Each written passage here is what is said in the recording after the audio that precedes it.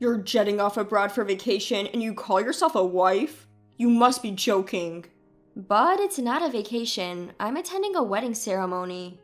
Shut up. You're married. You shouldn't leave the house. Do you want to get a divorce? The person relentlessly railing at me is none other than my husband. Since when? When did my gentleman turn into a guy like this? Being restricted even from attending my best friend's wedding feels like being a slave. With a life like this, I had reached my limit. Look forward to it, okay? I'll send you straight to hell in no time. My name is Emily, I'm 29. I leveraged my experience of working part-time in a clothing store during my student days, and I became an independent entrepreneur 2 years ago. I opened an online boutique that sells clothes and accessories. A little before starting my own line, I married my boyfriend Nick. It was thanks to him that I was able to start my own business. In the beginning, I struggled to get my business on track, and I fell down so many times. Nevertheless, I managed to overcome it all thanks to Nick. Every time I faced some challenge, he would always say with a smile, Emily, you'll be fine even if things are hard now. There will surely come a time when you'll succeed. I hope so, but if things don't get better, I will even be a burden to you, Nick. Don't worry about it. I want to support you, Emily, and I want to be there for you. But I would earn better if I get employed like I used to. You always said you wanted your own shop, Emily, didn't you? That dream has come true now. I'm here right by your side, so let's try a little harder together. Yeah, you're right. Thanks, Nick. I'll do my best. With the support of my husband, I decided to continue running my shop. I took full advantage of SNS for marketing and aimed for my business to get more exposure online. Thanks to that, I managed to significantly increase the number of customers. My target base is of a wide age range, so I have a large number of users. Everything is done online, so I don't have to pay rent or labor costs. Above all, I can do it alongside housework at home, so I can continue working without feeling overwhelmed. Things are now stable now, and I earn a decent income. Although my business took off, there was one thing bothering me. It was that my husband was becoming more and more indifferent towards me, day by day. As my business did better, I felt his words and actions becoming colder. I think it all started over something simple. A few months ago, the sales from the previous month had finally reached my target. I was so happy, and at the same time, my feeling of gratitude for my husband even grew deeper. That night, I immediately brought up the news to my husband, who returned from work. Nick, listen! Emily, what's the matter? You seem in such a hurry. I finally did it! I hit my sales target for last month. You set your goal pretty high, didn't you? Yes, we've been pretty close for a while, but I finally hit the target last month. Thanks to you for supporting me. Thank you. Good for you. Nick? I'm tired today. I'm gonna take a shower and go to bed. After leaving his bag on the sofa and leaving the living room, my husband went to sleep without even eating the dinner I had prepared. What happened? He'd been so supportive, so I thought he'd be thrilled. But his reaction was lukewarm at best. Was he just really tired? I had expected us to celebrate together, so my husband's response came as a surprise. That said, there's no way I could force my tired husband to be happy. From then on, his demeanor towards me gradually grew colder each day. At first, I thought it was just because he was tired or not in the mood, but as this went on for weeks, even I started to feel uncomfortable. Before I knew it, he started looking down on me at every opportunity. Whenever I was on my computer, he'd stand behind me, sneering while peeking at the screen. What? Checking your sales? You timed it to show me the screen on purpose. Trying to brag or something? What are you talking about? I have no such intentions. Nick, you peeked at the screen by yourself. Huh? What kind of wife stays on her laptop when her husband's home? Or what? Are you trying to show off saying I'm so busy with work or something? It's not like that. You've been so cold to me lately, Nick. Did I do something wrong? Despite being shocked by my husband's cold attitude, I still asked him about his true feelings. Then he sighed with an air of annoyance and blurted out, Phew, it's exhausting. I come home tired from work, and why do I have to deal with someone so emotional? Emotional? Why do you always speak like that? I just wanted to share some good news to you because I've been trying hard and you've always supported me. That's what pisses me off about you. I couldn't care less about your sales. Instead of getting excited about such things, try improving your housekeeping skills a bit. Hey, there's no need to talk like that. What I'm saying is right, isn't it? Quit showing off how busy you are with work. Do it again and I'm out of here, got it? Hey.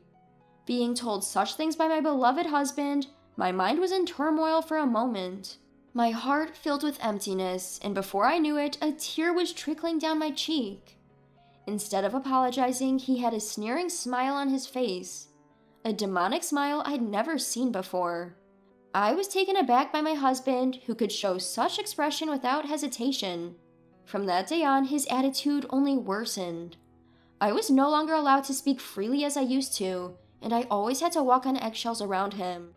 Then, one day, I found a wedding invitation from my best friend in our post box. I went to middle school and high school with Elena, and we've always been close. We kept in touch regularly, even after we became adults. When she got married, I remember being excited, as if I was the one who got married. Now she's abroad with her husband, and the invitation said the ceremony would take place overseas. I've been stressed about my husband, so this was a great news to me. It felt like a ray of light drew in my oppressive daily life. I was thinking of when to tell my husband about this. Before I could bring it up, my husband found the invitation on the table. Hey, what's this? He read through the invitation and he approached me with a clearly sour expression. What do you mean? It's clearly a wedding invitation. It's from my best friend Elena. But this is taking place abroad. You're not going, right? Huh? Of course I'm going. As I said that, my husband slammed his hand on the table with a devilish look on his face. He let out a deep voice I've never heard before. You've got to be kidding me. While I'm working my butt off day in, day out, you're just lounging around at home on the computer, and you're planning on skipping housework again just because of a wedding? No, you've got it wrong. That's not it. I just want to attend Elena's wedding. Shut up. We're married. You shouldn't leave the house. Do you want to get a divorce? Being so casually threatened with divorce, I froze on the spot. He continued his tirade mercilessly. I feel bad for your best friend too. You're only using her wedding as an excuse to leave home and not to celebrate her marriage. What are you saying? It's my best friend's wedding. I'm attending only because I want to celebrate it. Just what's so hard to understand? Ugh, you're so annoying. Quit being so cocky because your business took off. It's your attitude that ticks me off. When will you get it, huh? My husband shouted at me, our noses nearly touching. Overcome with fear, my legs gave way beneath me. Seemingly amused by my reaction, he said, Look, you should be grateful I married a woman like you. You were lucky your business took off, and it was only because of my support. Now, shut up and just do as I say. With that, he shoved the wedding invitation into the trash can. The moment he did that, I felt my blood rush back into my body. At this point, I was so infuriated that it would have been an understatement to say that my blood was boiling. He had not only thrown away my dear friend's invitation, but also insulted my feelings. I was so bitter, I realized I had unconsciously bitten my lip hard. Unforgivable. Who does he take me for? Just because he hates me doesn't mean he can do whatever he wants. I am not his slave, and being his wife does not make me his possession. If my days are going to continue like this, I might as well be the one to ruin it all. I don't care. I'm attending Elena's wedding no matter what. Without resisting, I bided my time until the wedding, carefully making preparations for my overseas trip so he wouldn't find out. The day of departure, my silent obedience seemed to have paid off, and he had already forgotten about the wedding. Before leaving for work, he nagged at me as usual at the front door. Don't skip your chores today. Make sure dinner is ready. Don't you ever go against me, okay? I know. Have a good day. Phew, you got it easy, don't you? You get to lounge around at home every day. I wish we could switch places. Yeah. I was the one who pushed you to have your own line. I wish you were more grateful. Maybe I'll cut back my contribution to the household expenses from next month. It doesn't make sense for me to be the only one struggling. Mumbling such things, my husband left the house. Suppressing the urge to talk back, I patiently waited until he was out of sight. Once I confirmed that Nick was on his way to the station, I immediately began my preparations. I grabbed the suitcase I had prepared in advance, called a cab, and headed for the airport. I then took a flight to meet Elena. When I arrived at the inn she had booked for me, my phone rang. It was my husband. He must have realized that I was gone immediately after returning from work. As soon as I picked up the call, he began to yell. Hey, Emily, where are you without even having dinner ready? I'm at Elena's wedding. What? A wedding? I told you not to go. You broke your promise. I never said I wouldn't go. I also don't remember making such a promise. Don't mess with me. I've disciplined you over and over to not leave home. You're my wife after all. Disciplined? What are you talking about? That's just you forcing me to put up with your selfish expectations. Perhaps angered by my defiant attitude, he yelled. That's it. We're getting a divorce. Look, if you don't want that, come back home now. Got it? Without waiting for my response, he hung up the phone. No matter what he says, I don't care, because my mind is already made up. After my best friend's wedding, I spent a full day sightseeing before returning to the States. I arrived home prepared to have a talk with my husband, but he was nowhere to be found. On the table was a divorce paper. He had already signed it, and that wasn't it. My computer for work was completely smashed, as if to make a statement. By leaving the divorce papers and breaking my computer, he was probably trying to get back at me. There's not a shred of love left for him and me. I signed the divorce papers on the table and packed my things into my suitcase again. I took the divorce paper and headed to my parents' house. On my way there, I stopped by the city hall and submitted my divorce paper. When I arrived at my parents' house, I told them everything that happened. My parents were surprised at first, but their faces hardened as they listened. If Nick were there, my father would have definitely punched him. As I was relaxing at my parents' house, which I hadn't visited for a long time, my phone rang. It was a call from my husband. I didn't expect him to call this soon. I answered the phone without flinching. Hello? It's been a while, Emily. You're back in the country, huh? I got back today. So what? You're cold, huh? Oh, maybe you were shocked that I filed for divorce, huh? Ha ha. Huh? My husband seems to think I'm grieving.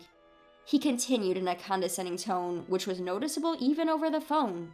Relax, I'm not serious either. I just wanted you to reflect on yourself, so I gave you a little scare. Reflect on myself? What for? You went abroad without my permission and had the time of your life. Had the time of my life? I just attended Elena's wedding. Tuh, you're so persistent. That's what I mean by having the time of your life. Leaving your husband behind, abandoning your housework, and going on an overseas trip. You're disqualified as a wife, you little chick. Enough already. Who do you think you are? Just because we're married, just because you're my husband, you think you have the right to control everything I do? What? Emily, enough is enough. In the end, you just can't stand that I'm successful at work, right? You don't like having a wife who earns more than you. You're such a deadbeat. It's pathetic to be jealous of your wife. If it bothers you, go ahead and make more than I do. Emily, did you just say that? I'm seriously gonna break up with you. Go ahead. In fact, we're already divorced. What? I filed for divorce. There's no way I can continue being married to a piece of trash like you. Just so you know, if you think you can break me with such threats, you got it wrong. I'm not gonna let you manipulate me. Don't ever show me that disgusting face of yours again, you jerk. He must have been shocked by my harsh words. He fell silent, so I said goodbye and hung up the phone. Afterwards, I hired a lawyer and billed him for the desktop he destroyed. Moreover, the text and voicemail messages came in handy. His attempts to control my actions and his constant verbal abuse were proven, and I was able to collect damages. As a result, his savings dwindled and he was left in debt. His parents refused to help him, saying it was his own doing, and he ended up having to borrow money from loan sharks. Now he's stuck in a vicious cycle of borrowing to pay off debt, wandering in hell. He was never a high flyer, and I heard that he made mistake after mistake at work, eventually being sidelined. On the other hand, I've been living at my parents' home since the divorce. Thankfully, my current job doesn't tie me to a particular location. I can continue my peaceful life at home, and my parents are happy to have me stay with them. This lifestyle will likely continue for a while. Marriage isn't the only way to happiness. The most important thing is to have a family that cares for you. I've come to realize this once again.